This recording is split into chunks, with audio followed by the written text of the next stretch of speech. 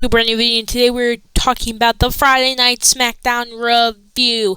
But before we begin this video, drop a big thumbs up and subscribe button because I know you'll fall in love with the channel because we try to upload daily wrestling content.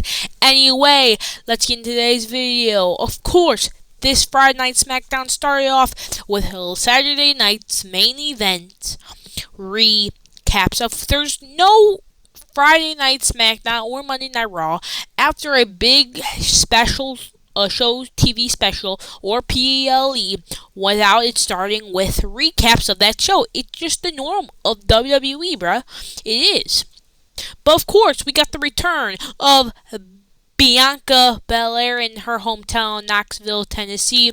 She came out, cut a little tiny promo, then she started playing, I think, Knoxville or Tennessee, some college's music. Not exactly sure whose college it is, because I'm not that's good at colleges, and all I know it was Bianca Belair in her hometown. Before she could start talking, though, Naomi came out and basically said, I went into your house. I want you to forgive me. I tried to go to your parents' house, but they weren't there, so I broke and entered. I went in their house, is basically what she said. She said, please, give me forgiveness. And I tried to go to your parents' house to talk to you, but no one was home. But luckily, I left myself in. What do you mean you let yourself into her parents' house? What you mean about that? You literally announced on national television that you literally committed a crime. That's some insane work right there. And then then I saw the picture on the table, your coffee table, the picture book where it just showed all the pictures of you, and I saw you smiling. I've never seen anybody smile that much. The last time I saw you smile that much is when we were tag team champions. Yeah. And then Jade Cargill comes out, attacks her opponent for this triple threat Money in the Bank qualifier, and Jade and Bianca kind of had to stare down a little bit, and then Nia Jax came out, and then it went to commercial break, and then we started the triple threat match. And let me just tell you, this match was a very slow-paced match, not the best match I would say on the show, but Nia Jax did deliver those leg drops, and then took whatever this move is, I don't even know. I took a picture of SmackDown commercial break. I don't know why to you. And then of course we got Naomi doing her classic split leg jumping thingy thing. And then Jade Cargill started running and then doing these little elbows to them. And then Naomi got hit with Jaded, but then I came in like a wrecking ball. Nia Jax came in like a wrecking ball to Jade, and then somehow they landed there, and then for the first time I think I ever seen Jade Cargill went flying. I don't even remember that, but then somehow they did this classic powerbomb superplex thingy thing like they always do, and then the craziest thing happened. Nia Jax, after that powerbomb thing, tried stacking Naomi and Jade Cargill on top of each other to hit with the Annihilator, but then Naomi reversed.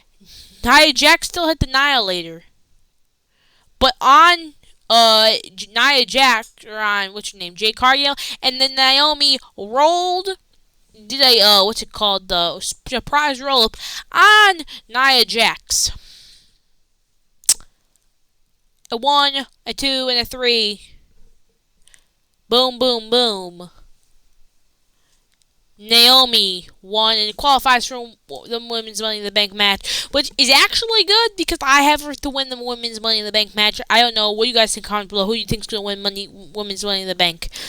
Anyway, we got to the new OG bloodline, or not the new 2.0 bloodline.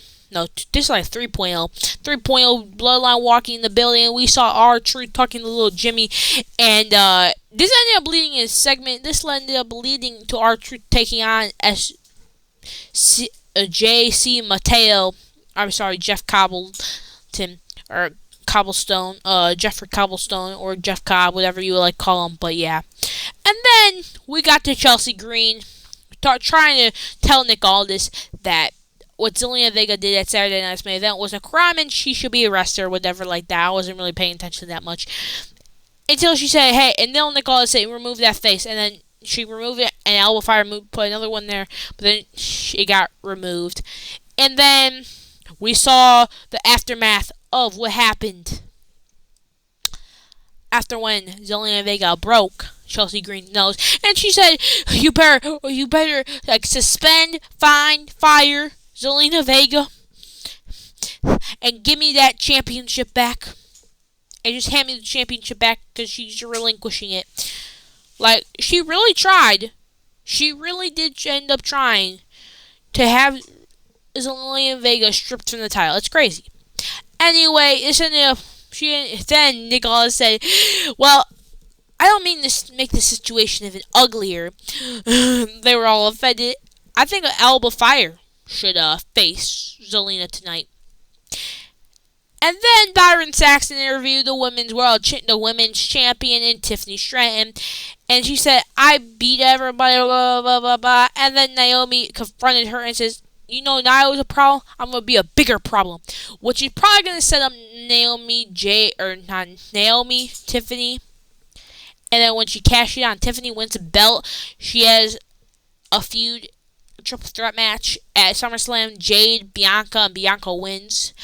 And then Bianca goes into feud with Jade Cargill, and Jade Cargill takes the title off of Bianca. And we just go through a whole thing, and then we can figure out from after that position, you know what I'm saying? Anyway, and then Alexa Bliss showed up out of nowhere, and also another good person to win the Women's Money in the Bank briefcase and take the title off of Tiffany Stratton. But I want Naomi to win because I don't believe she won, and even if she did win before, her character work has just been too good since she turned heel. So give her this run with a women's championship, give her the Women's Money in the Bank briefcase, have her cash in on Tiffy, have a nice couple months with the title, and then she can drop it at SummerSlam, you know what I'm saying? Drop it at SummerSlam, and then give it to Bianca, and then Bianca drops it to Jade, and then Jade drops it to whoever you guys want, you know what I'm saying?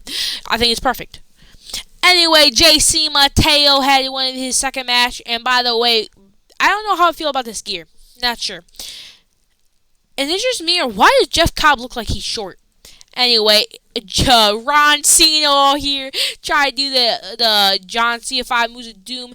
Try to get the fifth move of doom, which is the attitude adjustment, but then his leg collapsed under JC Mateo's weight, and then JC Mateo gave a tour of the islands to Ron Cena, and he took him to Fuji, he took him to Tonga, he took him to Samoa. He took him to American Samoa. He took him all through them. And then he took him to Hawaii and landed him in America. No, he landed him in Tennessee. You know what I'm saying? And then Big Jim came out, tried to attack Solo, but then JC Mateo jumped Big Jim. And, yeah. Then, the Street Profits come out with the WWE Tag Team Champions, saying how the Wyatt Six are now in the business. But then, Fraxium, the greatest Tag Team Champions of NXT's history, comes out and saying, "We had you beat last week if it wasn't for the Wyatt Six." And they said, "What are you talking about? What are you talking about? We had you beat, bruh. We had you beat." And then the entire tag team division, including Who Invited Candace, came out, including the Wyatt Six, which I am so grateful. The Wyatt Six is back and better than ever, bro. I'm so glad. The Wyatt Six took out Fraxium. The Wyatt Six took out, what's his dude's name? The Street Profits, mostly Machine Gun DIY. And hopefully this leads into TLC 2 with the Wyatt Six. Anyway, we had the NXT North American Champion, Eagle. That's my Ethan Page. With the championship, and this was a match with Javon Evans, Ray Phoenix, and Los Garza in a tag team match. This match was so flippy, bouncy, and awesome. We saw my boy Javon. Your boy is bounce. See, Javon Evans flip around like he was a maniac in this ring, like it was a trampoline with Berto. And then Berto did this beautiful cross body springboard thing, and then somehow turned. And then, who is it? Oh, Javon Evans turned this thing into a cutter. I've never seen him do a stunner in my life. And then this was a beautiful Integuro to the front and the back of the head. You know what I'm saying? And then beautiful super kick by Rey Fenix and Javon Evans to Berto. And then this was a nasty, nasty move, like a cutter type thing. And then Rey Fenix hit Berto with a little Inzaguri, and then had Angel do this thing. Then did this moonsault from the top rope on Angel, and then out of nowhere, Javon Evans kicked straight in the face, and then him and Javon and Angel kept hitting like chops to each other, like slapping each other's head.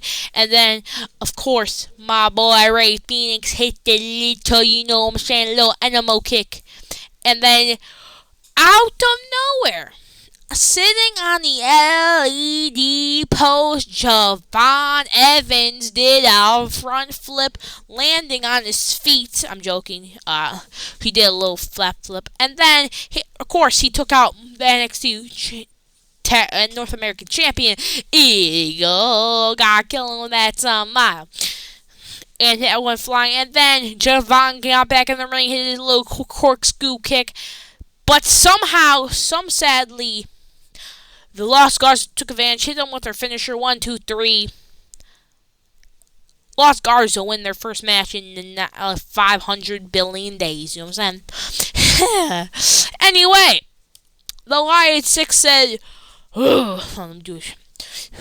we are coming, what is owed.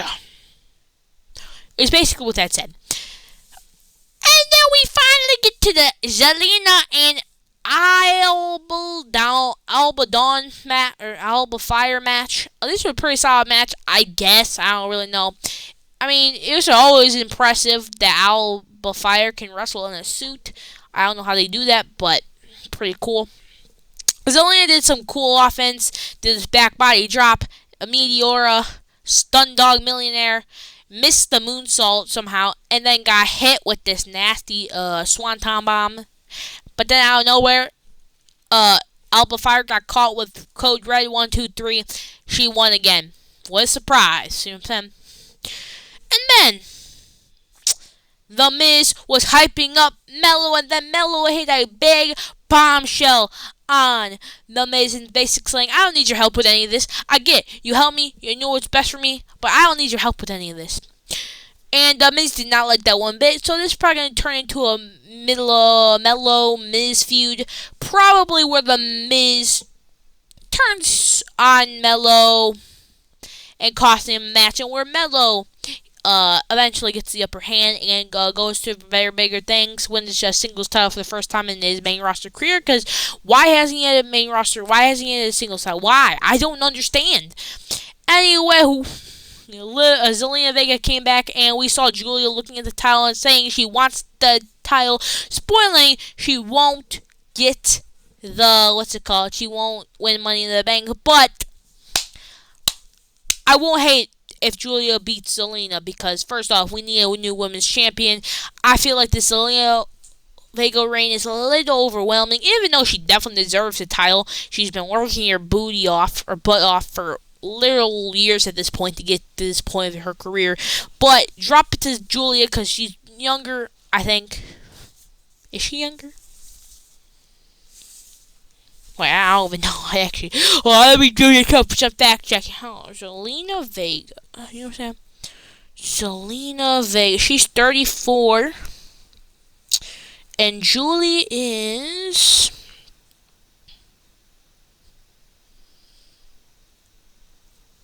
31. I mean, she was born in London. Bro, she's Italian? Holy! Yo, this is oh my god. That is nasty work. She's British, Japanese, and Italian. Oh my god. That is some nastiness. Holy. Anyway, I think we should give it to Julia anyway. I don't really care. Anyway, Damian Priest got this match and basically said, Drew McIntyre, we got the warrior Drew McIntyre. Where you get the social media typing Drew McIntyre, you know what I'm saying? I forget what happened in this promo. Did anything important happen? Put down in the comment below if anything important happened. Anyway, we had the men's qualifier. We had Andrade, we had Melo, we had Jacob Fatu. I wanted Melo to win, but sadly he didn't win because we had the game, 9 between these two?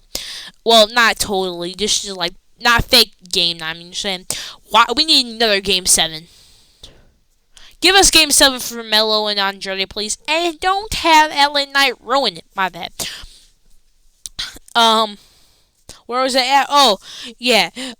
During the match, Miz tried to get involved with Jake Fatu, but Jake Fatu hit him with a super kick, and that was basically it. And then somehow John Andrade moved out of the way. Andrade hit this beautiful forearm smash to Melo, and then Melo and Andrade were going back as the beautiful wrestlers they are. Melo hit the first 48 on my boy Jacob Fatu, and then Jacob Fatu catch Melo with a super kick, and then try to run both Andrade and Melo into the barricade by running full force at him, but didn't really end up happening because the ring announcer Mark Nash had to be like dive out of the way like he was Spider-Man because his spider senses went off after Jacob Fatu ran straight in the barricade and probably landed on a chair, you know what I'm saying?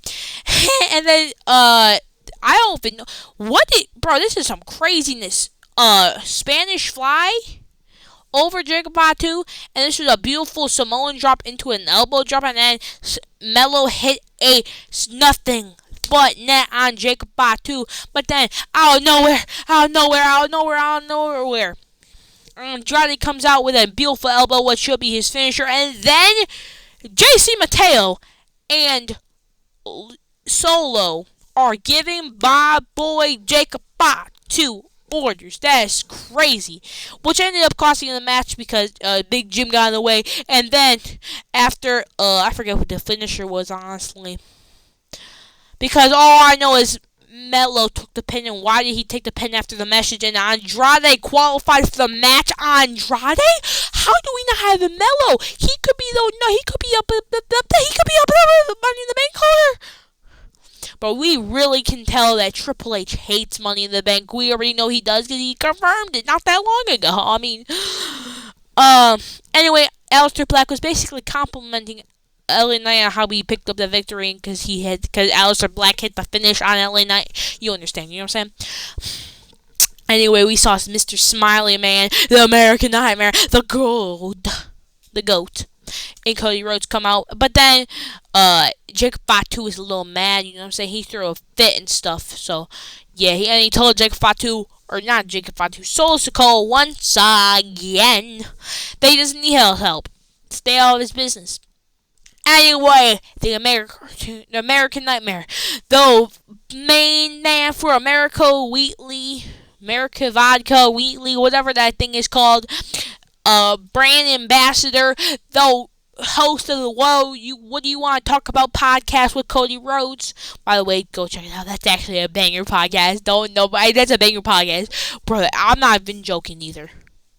Anyway, it is weird singing without the child, but it's fun. Because the whole crowd was saying, whoa! And then before he started talking, they started chanting, Cody Rhodes, Cody Rhodes. You know, it's praying. They says, should I talk about WrestleMania 41? Should I talk about John Cena? But as I've been gone for this past month, I've been really thinking hard about Elimination Chamber, the final boss. He wanted me to Soul to Soul, which, by the way, Cody, I'm just going to let you know, please don't bring up the final boss. We all have bad memories of the final boss, especially New Orleans have bad memories of The Rock and the final boss, because he literally said they were going to have him there, but then they took it back. I mean, it probably wasn't The Rock's fault, but still, we all gonna blame on The Rock because we all hate The Rock at this current moment in time. Anyway, Cody was just blaming, blah, blah, blah. was talking about how he wants the championship back. He's gonna help. He's gonna take that championship back, and the only person he regrets hesitating. By the way, if you didn't hesitate, Cody, you will still be the greatest world champion of all time. You should still be champion right now, right here, right now, and don't lose until WrestleMania 20 billion. No, WrestleMania 64. Yeah. Anyway, Cody said, I'm getting too worked up, so let's bring out my tag team partner at Money in the Bank, the World Heavyweight Champion, your World Heavyweight Champion, Mr. Yeet in the Bank, Jey Uso. Jey Uso started eating. He went round 2 with the fans with the eating, you know what I'm saying? He yeeted all over a kid. Actually, 2 kids, you know what I'm saying? And then John Cena ruined the fun.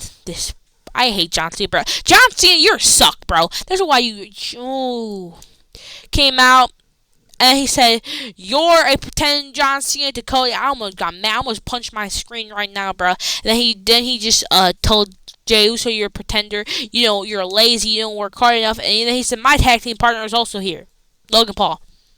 By the way, this segment went overtime, and this was not needed to go overtime. And why did Logan Paul get more words than John Cena, Jey Uso, and Cody Rhodes? Why did he get more words than that? That he shouldn't have more words in general between those 3 men. And then basically said, then Logan Paul basically just said that John Cena is the truth. He showed me the truth. He's speaking Logan Paul way. I'm better and better than every single wrestler in the world. I'm sitting here with the WWE champion. I should have another WWE champion right there, but no, because you screwed me, Jay and Cody. If it wasn't for you, I would be champion right now. And then he basically just kept on saying me and John are the greatest tag team of all time. And then Jay said, "Hey, we don't have to wait till Money in the Bank. We can do it right here, right now." And then they started fighting up, and then John Cena was about to walk out of the ring, but Logan Paul said, "Hey, what are you doing? We're fighting with them." And he said, "What are you talking about?" Which ended up not being good because Jay and Cody took advantage. They started fighting. Jay got thrown out of the ring by Logan, and then got hit with a super. Then Jay hit Logan, or no, John. Jay hit John Cena with a super kick, leading Cody to hit the disaster kick, leading Jay to jump out of the ring and land on John Cena. And then Jey Uso picked Logan Paul up for the Cody, which basically is the 1D, but Cody does his Cody cutter and hits on Logan Paul. We haven't seen that in a bit, and Cody Rhodes picks up the undisputed WWE Championship, and it looks so good on that boy. It looks so good on him with the World Heavyweight Champion right there. 4 letters, 1 word, yeet. I cannot wait for Cody Rhodes to get that championship back because it looks so weird when he makes his entrance without it, and it just looks weird without him in first place, and it just looks right on him, bro. It looks right on him. Not gonna lie. Anyway, that's all I have, guys, today. Put your comments below what you guys think about this episode, Friday Night SmackDown. Anyway, have a beautiful rest of the day. See you tomorrow. Bye.